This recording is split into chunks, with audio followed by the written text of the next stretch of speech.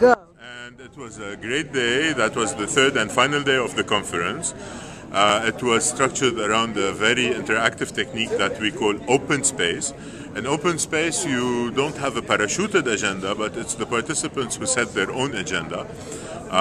Many interesting topics came along the way. I attended 3 sessions.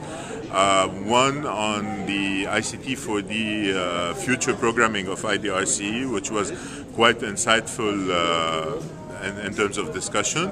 Another one was on ICT for the applications for agriculture and natural resource management, which is my niche in the field.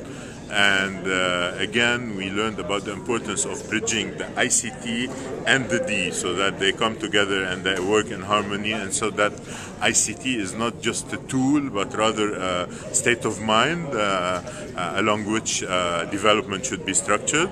Of course, there were also a workshop I attended about evaluation.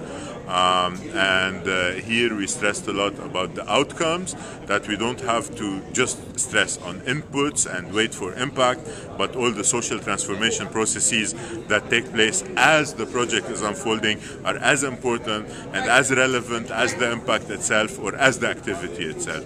The day ended beautifully by sharing what we learned and by wrapping up the conference. It was a great day.